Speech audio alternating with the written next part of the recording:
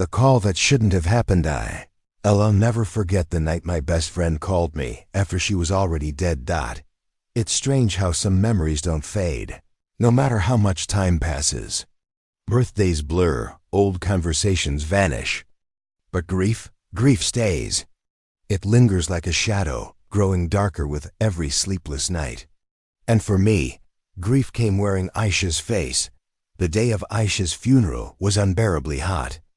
The kind of heat that presses on your chest and makes every breath feel shallow.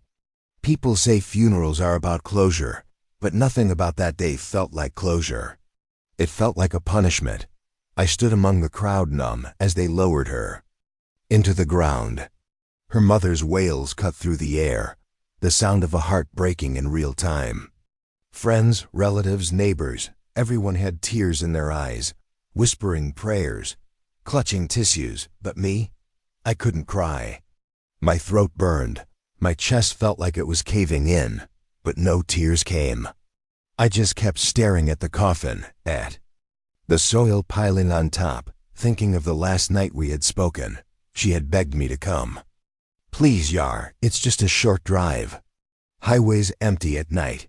We'll play music, eat chips like old times. And I had lied. Said I wasn't feeling well. Said I had a fever. Truth was, I just didn't feel like it.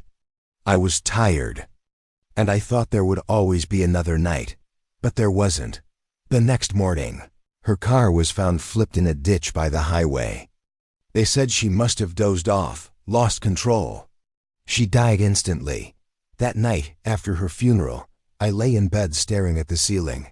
My phone buzzed on the nightstand. I picked it up without thinking. The name on the screen made my stomach drop. Aisha. My first thought was some sick joke. Maybe someone from the funeral was messing with me, trying to scare me. But who would do something that cruel, hours after burying her? My hand shook as I answered. Hello? My voice cracked, static. Then, through the crackle, her voice. Soft. Broken, trembling. Why didn't you come with me that night? My heart stopped. Aisha? My whisper felt like a scream in the silence of my room. You should have been there, she said, her tone shifting.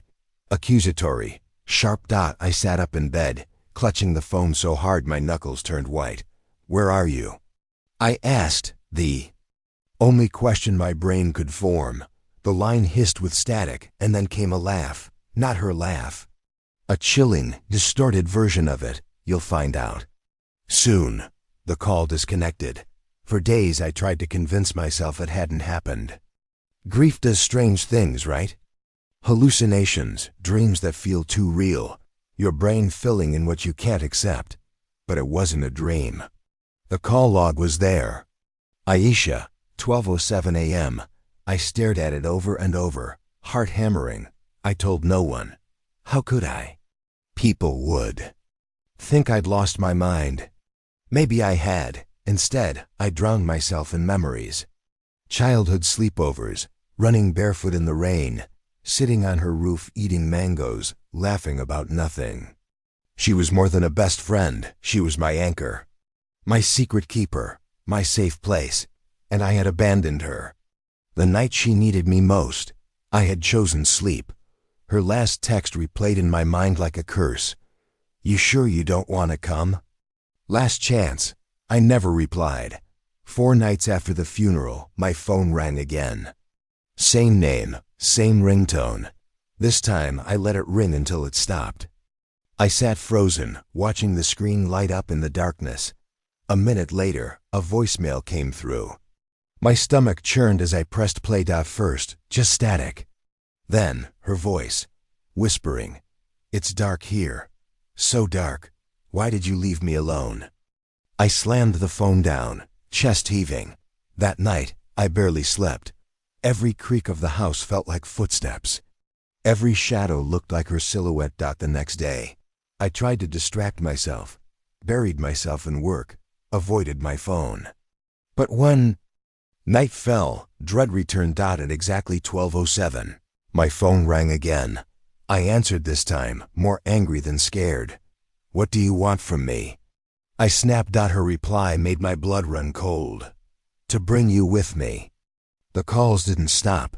Every night, the same time. Sometimes static, sometimes silence, sometimes her voice. But it wasn't always her. Sometimes it sounded twisted, deeper, like someone was mimicking her. One night I tried recording the call. When I played it back, all I heard was static. Another night, I whispered, "Prove it's really you." There was silence. Then she spoke. "Remember the mango tree? You fell, and I swore I'd never tell anyone you cried." I never did. My blood froze. No one else knew that story.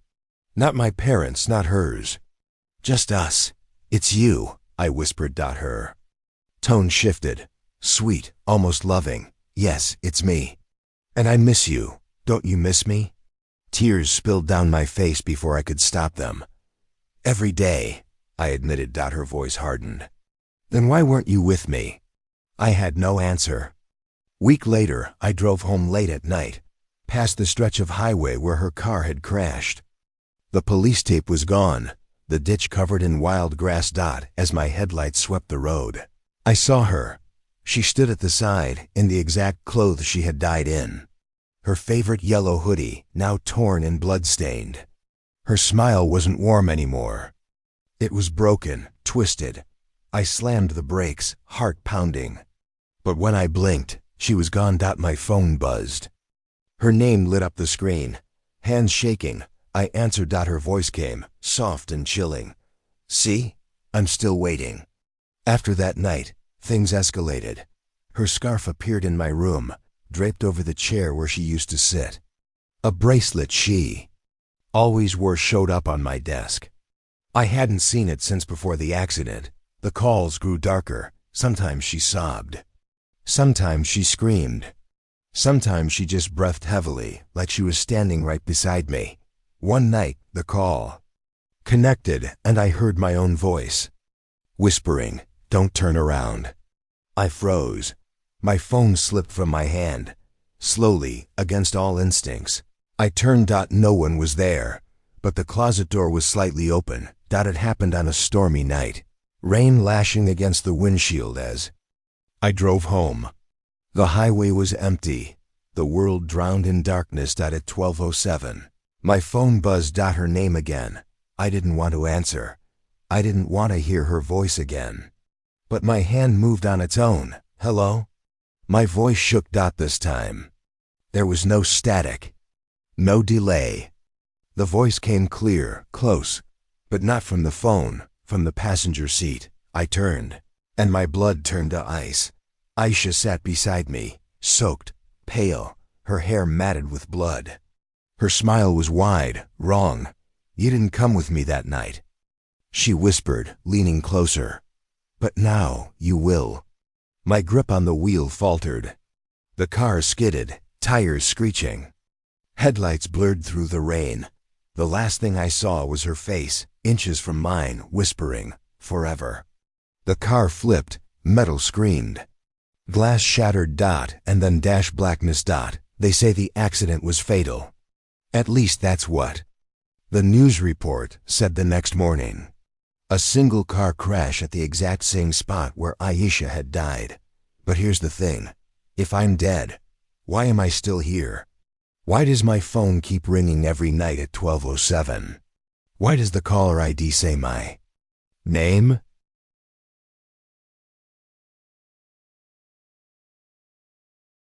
The last sleepover. I never thought a simple sleepover would be the last time I'd ever see my best friend hate her, even now.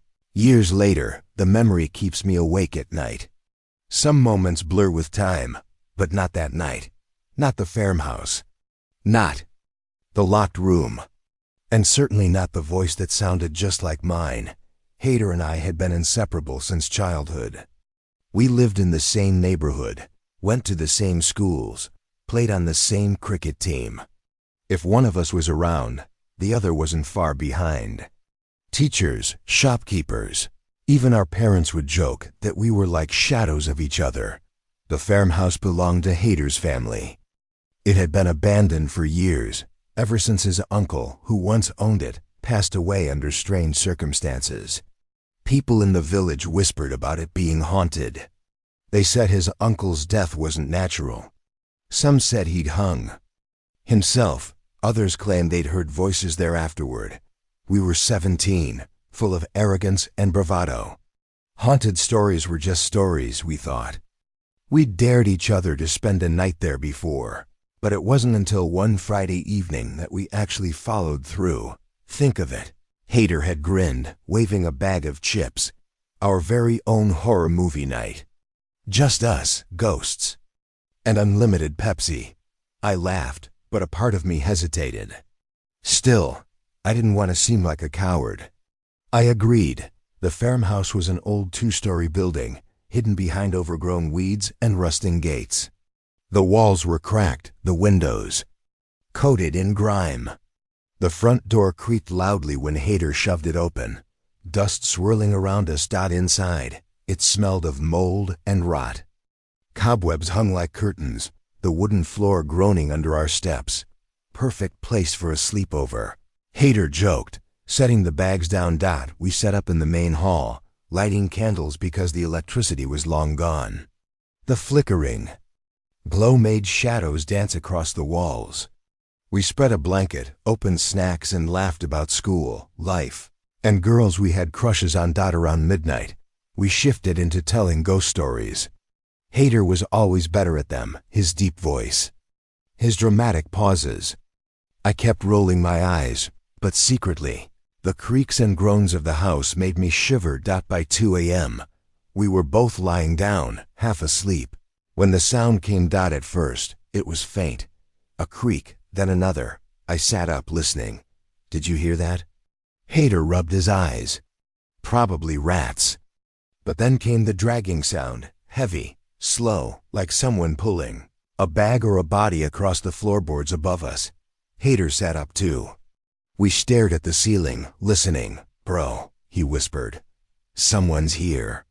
We grabbed our phones, flashlights shaking in our trembling hands, and crept toward the stairs. The second floor was colder, the air heavier. The beams of our lights cut through thick dust.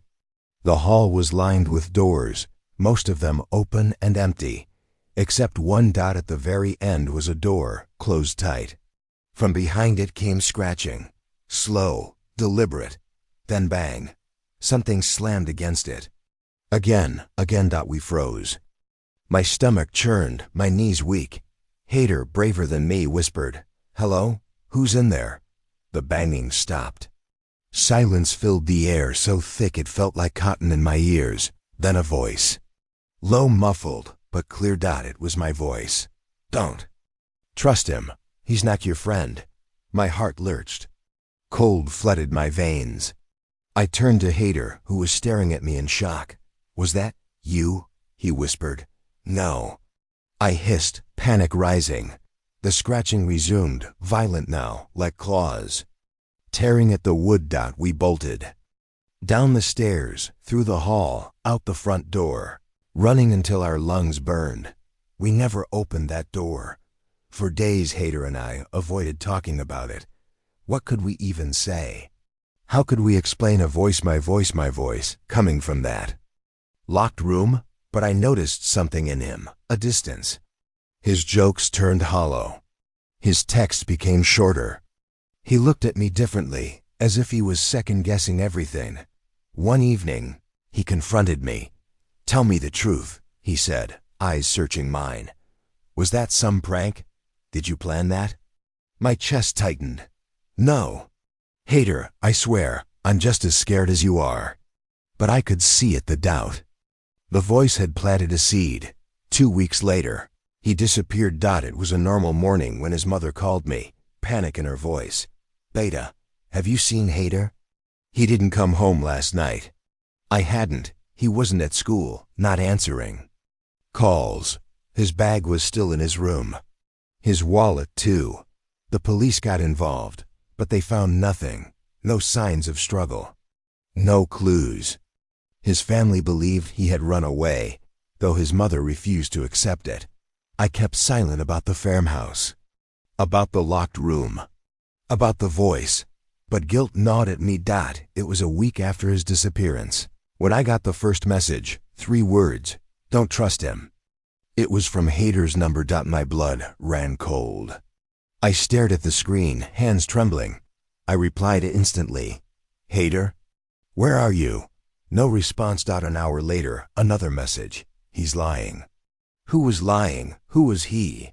The next night, another. "It's not safe." I stopped sleeping. My phone became a curse, each buzz filling me with dread. One night, unable to take it anymore, I returned to the farmhouse. Alone. The place looked worse. The weeds taller, the air heavier. I walked through the halls, every creak of the floor like a scream. When I reached the second floor, the locked room was waiting. Same scratches on the door. Same silence behind it. Heart pounding. I pressed my ear against the wood. A whisper came. This time it wasn't my voice. It was Hater's. "Help me." I stumbled back, terror flooding me. My phone buzzed. A new message from Hater. "Don't open it." I dropped the phone, staring at the door. My best friend's voice begging for help on one side. His warning on the other. Which was real? Which was the lie? I ran. I never went back. But the messages never stopped. Sometimes they come at midnight, sometimes at dawn. Always the same 3 words. "Don't trust him." And every time I read them, I wonder, was the voice in that room warning me about Hater? Or was it warning Hater about me?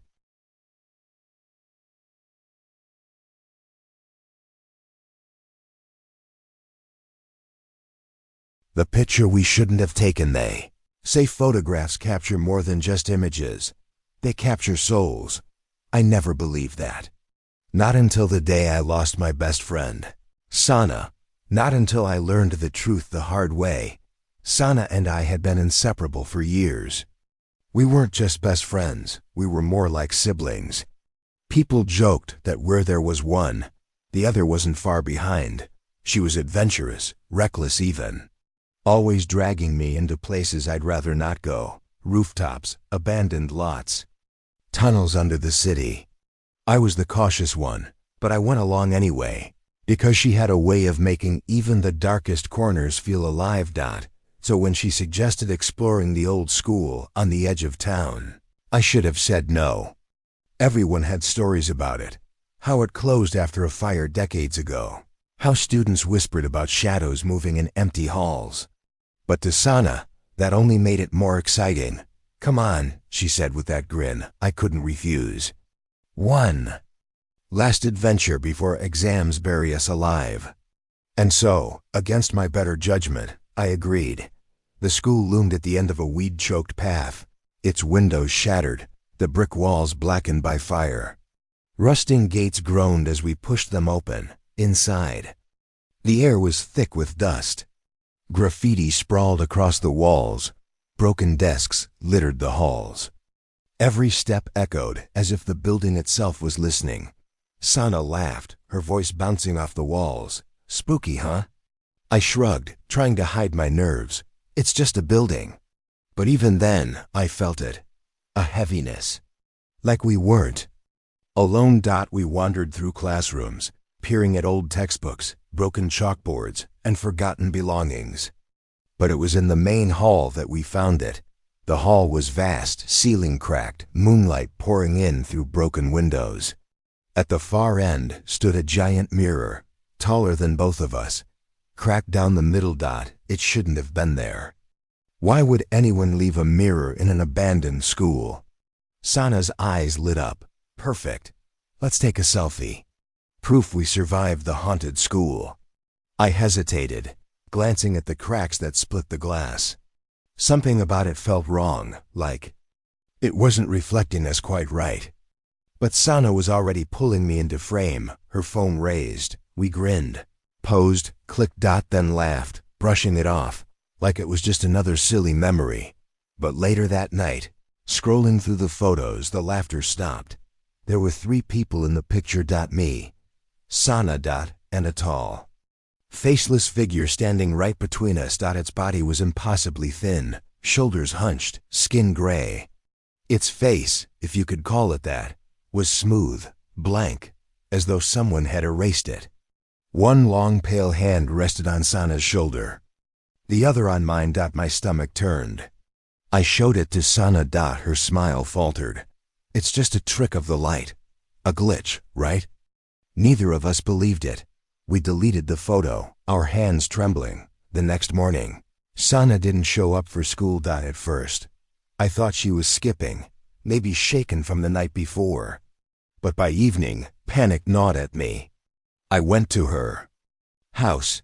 Her mother answered the door, eyes red from crying. Sana didn't come home last night, she whispered. The police got involved.